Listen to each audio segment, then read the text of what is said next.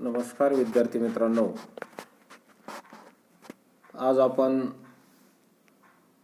ओशियम या विषयामध्ये प्रकरण नंबर 4 या विषय माहिती पाहणार आहोत. प्रकरणाचं नाव आहे व्यवसाय संघटनेचे प्रकार भाग 1.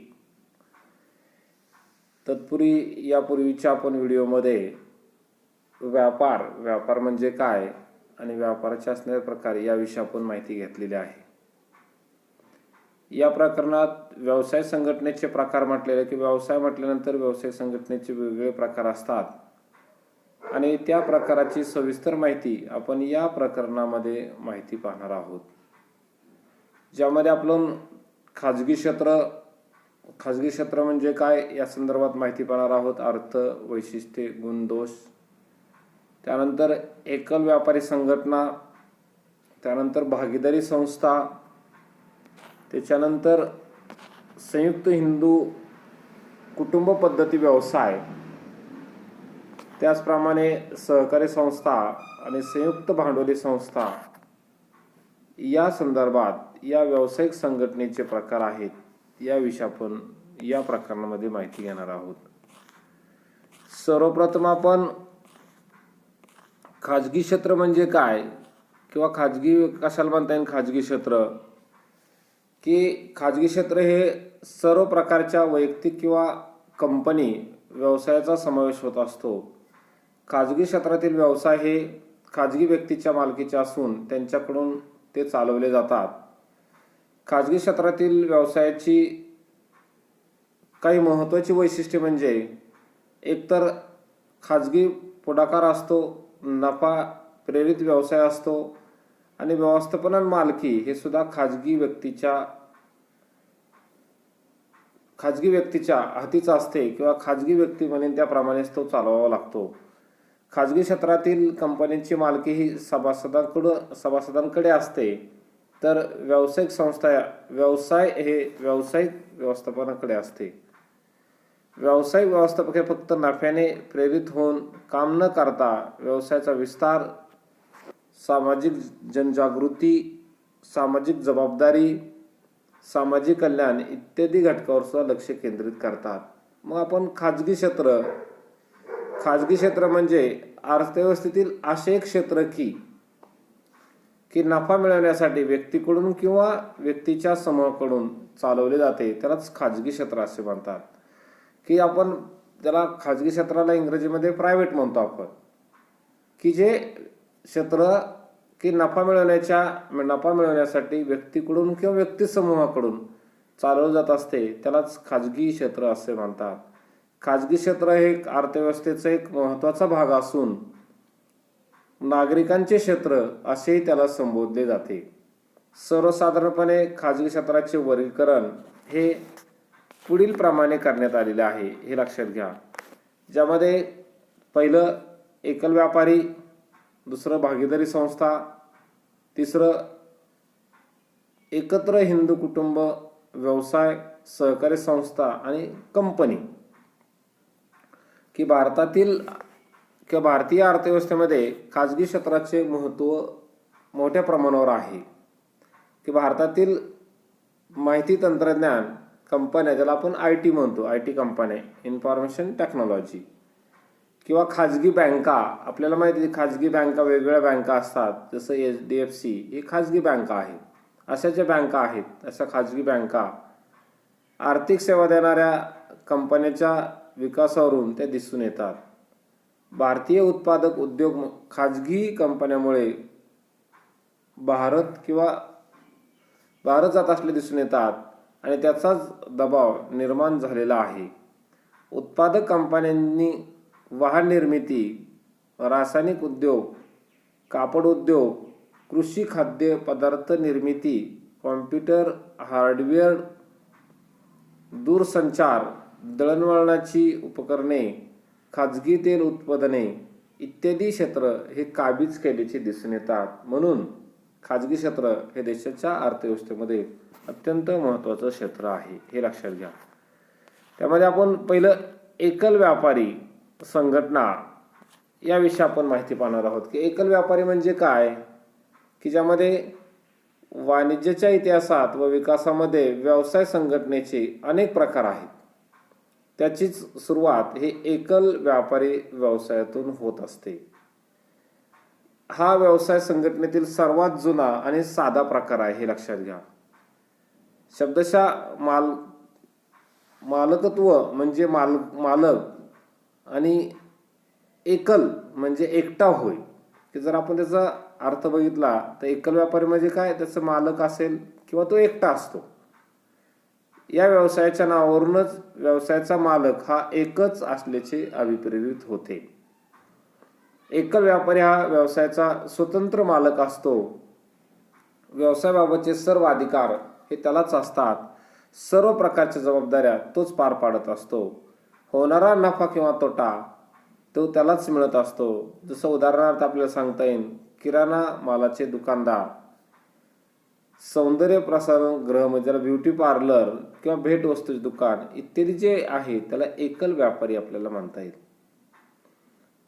अर्थ काय सांगता येईल की या व्यवसाय प्रकारामध्ये व्यक्ती स्वतःचे भांडवल गुंतविते, स्वतःचे कौशल्य वापरून व्यवसाय संबंधी सर्व कार्य पार पाडते, नफ्याचा आनंद घेते व होणारा तोटा सुद्धा स्वतः सहन करते.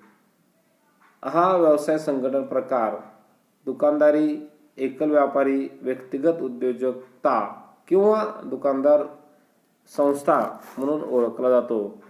एकल व्यापारी हा स्वयंरोजगाराचा उत्कृष्ट नमुना आहे. की जर आपल्याला ज्या व्यक्तीला स्वयंरोजगार निर्मिती करावी वाटते त्यामध्ये जर बघितलं आपण तर एकल व्यापारी हा ते उत्कृष्ट नमुना आपल्याला या ठिकाणी उदाहरण सांगता येईल. व्याख्या काय सांगता येईल विद्यार्थी मित्रांनो, की पहिली व्याख्या प्राध्यापक जेल हॅन्सन यांच्या मते की काय सांगितलं, जेव्हा एखादी व्यक्ती व्यवसाय करता आवश्यक असणारे भांडवल स्वतः उभा करते, जेव्हा एखादी व्यक्ती व्यवसायासाठी लागणारे भांडवल आवश्यक असणारे भांडवल स्वतः उभा करते आणि तो व्यवसाय स्वतःच्या जबाबदारीवर स्वतः चालविते, व्यवसायातील नफा तोट्याला स्वतःच जबाबदार राहते, तेव्हा त्यास व्यक्तिगत व्यापार किंवा एकल व्यापारी असे म्हणतात. दुसरी व्याख्या प्राध्यापक जेम्स लुडी यांच्या मतानुसार एखाद्या व्यापाऱ्याने स्थापन केलेला एखादा औपचारिक व्यवसाय म्हणजेच व्यक्तिगत व्यापार होय. बघा, एखाद्या व्यापाऱ्याने स्थापन केलेला एखादा औपचारिक व्यवसाय त्यालाच व्यक्तिगत व्यापार असे म्हणतात. मग या व्यक्तिगत व्यापाराचे वैशिष्ट्य काय सांगता येते ना आपल्याला. व्यक्तिगत व्यापाराचे असणारे वैशिष्ट्य पुढील प्रमाणे. नंबर 1, व्यक्तिगत मालकी. त्या व्याख्येवरूनच आपल्याला सांगतात वैशिष्ट्य. बघा की व्यक्तिगत मालकी की एकल व्यापारी व्यवसाय संघटनेवर एकाच व्यक्तीची मालकी असते. व्यवसायासाठी आवश्यक असणारे भांडवल तो स्वतः गुंतवितो आणि व्यवसायातील सर्व मालमत्तेवर त्याची स्वतःचीच मालकी असते. व्यवसायातील सर्व देण्याचं जबाबदारी सुद्धा त्याच व्यक्तीची असते. त्यानंतर नंबर 2, दुसरं वैशिष्ट्य का सांगता येईल आपल्याला, नफ्यात किंवा धोक्यात जबाबदारी वाटेकरी नाही. की त्या व्यवसायामध्ये होणारा नफा किंवा त्या व्यवसायामध्ये होणारा तोटा दुसरा कोणी वाटेकरी असणार आहे का, नाही. कारण तो व्यक्तिगत एकच मालक असतो. एकल व्यापारी हा व्यवसायाचा एकटाच मालक असतो आणि व्यवसायातील होणारा नफा किंवा तोटा तो दुसरा कोणीही भागीदार नसतो. व्यवसायातील सर्व नफा त्या एकाच व्यक्तीचा असतो किंवा होणारा धोका किंवा तोटा तो त्या एकाच व्यक्तीला सहन करावा लागतो. तिसरं वैशिष्ट्य आपल्याला सांगता येईल स्वयंरोजगार.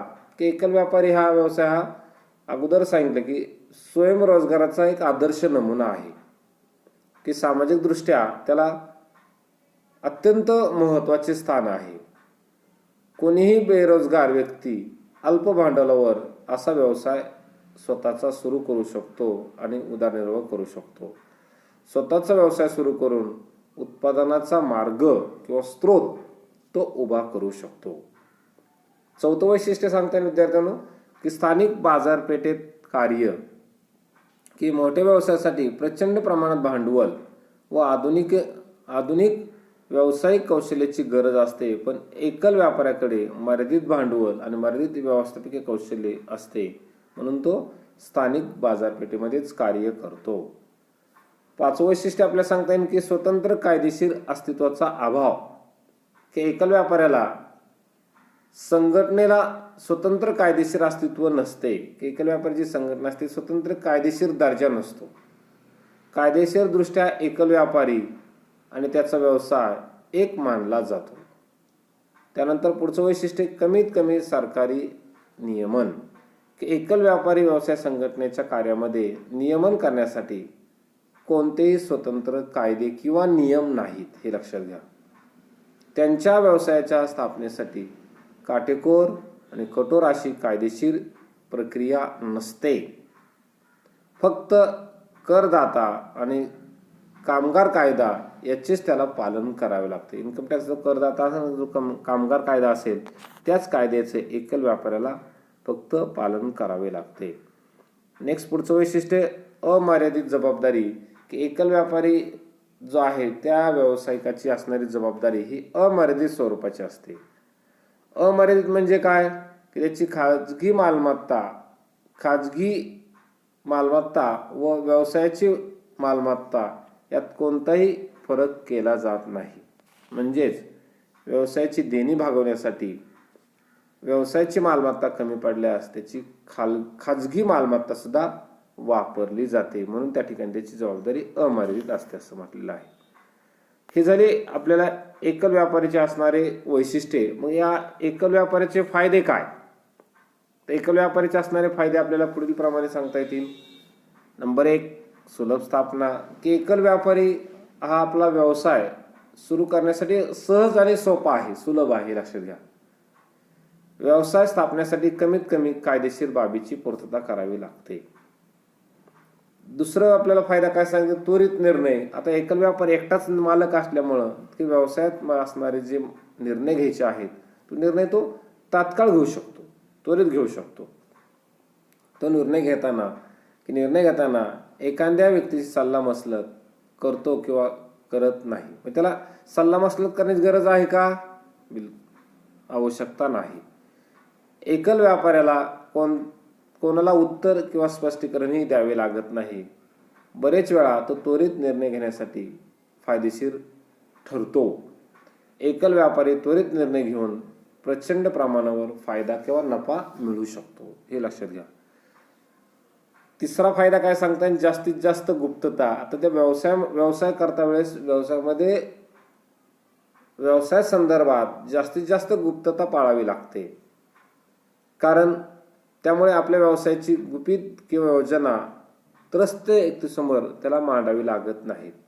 एकल व्यापारी व्यवसायाला आपली हिशोपत्रके प्रकाशित करावी लागत नाही, त्यामुळे तो आपल्या व्यवसायाची जास्तीत जास्त गुप्तता ठेवू शकतो. पुढचा फायदा प्रत्यक्ष प्रेरणा, की एकल व्यापारी हा त्याच्या व्यवसायाचा मालक आणि व्यवस्थापक असतो. व्यवसायाला होणारा सर्व नफा किंवा त्याला एकट्यालाच होत असतो. मग जास्तीत जास्त नफा मिळवण्यासाठी त्याला आपोआपच प्रत्यक्ष प्रेरणा मिळते, त्यामुळे तो कठोर परिश्रम घेतो आणि जास्तीत जास्त नफा मिळवण्याचा प्रयत्न करतो. त्यानंतर पुढचा फायदा सांगताना आपल्याला लवचिकता, की व्यवसायाचा निर्णय करता या नात्याने एकल व्यापारी प्राप्त परिस्थितीनुसार आवश्यकतेनुसार तात्काळ व्यवसायामध्ये बदल करू शकतो. आपल्या व्यवसायाचा विस्तार करू शकतो. कोणत्या क्षणी तो आपल्या व्यवसायाची दिशा स्वरूप बदलू शकतो. तो व्यवसायाचे धोरण सुद्धा बदलू शकतो. म्हणजेच काय, त्याला त्याच्या व्यवसायामध्ये लवचिकता आणता येते, हे लक्षात घ्या. पुढचा फायदा कमी खर्च, की एकल व्यापारी हा व्यवसाय संघटनेचा एकटा मालक असतो. व्यवसायाच्या सर्व कार्यावर त्याचे नियंत्रण असते. तो नेहमीच वेळ, पैसा, श्रम, साधनसंपत्ती याचा कमीत कमी अपयोग करण्याचा प्रयत्न करत असतो आणि एकूणच तो खर्चात बचत करतो. कार्यक्षमता म्हटलेला आहे की एकल व्यापाऱ्याला व्यवसायातील सर्व नफा मिळतो, मग होणाऱ्या तोटा सुद्धा तोच जबाबदार असतो आणि व्यवसायातील अपयोग कमी करून नफा वाढवण्यासाठी तो प्रयत्नशील असतो. वेळ, पैसा, श्रम, साधनसंपत्ती इत्यादी बाबत अपयोग तो कमी करतो की अशा प्रकारे आपल्याला एकल व्यापारीचे आपल्याला फायदे सांगता येतील. जसे एकल व्यापारीचे फायदे आहेत तसेच एकल व्यापारीचे काही दोष सुद्धा आहेत. मग दोष कोणते सांगता येतील? पहिला दोष मर्यादित भांडवल. अन्य व्यवसाय जर तुलना केली आपण, भागीदारी संस्था किंवा संयुक्त कुटुंबीय संस्था किंवा सहकारी संस्था, तर एकल व्यापाऱ्यापाशी असणारं भांडवल निश्चितच कमी असणार आहे. एकल व्यापारी हा व्यवसायाचा एकटाच मालक असतो. त्याची भांडवल उभारण्याची क्षमता सुद्धा मर्यादित असते. आपले मित्र, नातेवाईक किंवा बँक इत्यादीकडून तो भांडवल उभारणी करतो. या मार्गाने सुद्धा भांडवल उभारणीवर मर्यादा पडतात. त्यामुळे एक विशिष्ट मर्यादेपलीकडे तो आपल्या व्यवसायाचा विस्तार किंवा विकास करू शकत नाही. पुढचा दोष सांगता येईल की मर्यादित व्यवस्थापकीय कौशल्य, की एकल व्यापाऱ्याकडे असणारे व्यवसायाचे व्यवस्थापन व नियंत्रण हे स्वतः एकल व्यापाऱ्यालाच करावे लागते. त्याच्याकडे असणारी पात्रता, कामाचा अनुभव, व्यवस्थापकीय कौशल्ये आणि संघटनीय क्षमता त्याच्या असतेच असं नाही की मर्यादित भांडवलामुळे तो व्यावसायिक कर्मचाऱ्याची नेमणूक सुद्धा करू शकत नाही. अमर्यादित जबाबदारी, आता आपण बघितलेलं आहे की या एकल व्यापाऱ्याची असणारी जबाबदारी ही अमर्यादित असते. व्यवसायाची मालमत्ता आणि त्याची वैयक्तिक असणारी मालमत्ता असा फरक करता येत नाही. गरज पडल्यास व्यवसायाची देणी देण्यासाठी त्याची वैयक्तिक मालमत्ता सुद्धा विक्रीस काढली जाते. त्यानंतर पुढचं सांगताय बघा, स्थैर्याचा अभाव, की एकल व्यापारी संघटनेचे अस्तित्व पूर्णतः एकल व्यवसायाच्या अस्तित्वावरच अवलंबून असते. एकल व्यापाऱ्याचा मृत्यू किंवा वेडेपणा किंवा दिवाळखोर त्याच्या व्यवसायाच्या अस्तित्वावर परिणाम करतात. जर त्याचा मृत्यू झाला तर व्यवसाय बंद पडतो किंवा तो दिवाळखोर निघाला तर त्याचा व्यवसाय बंद पडतो. म्हणजे ते एक आपल्या स्थैर्य आहे का?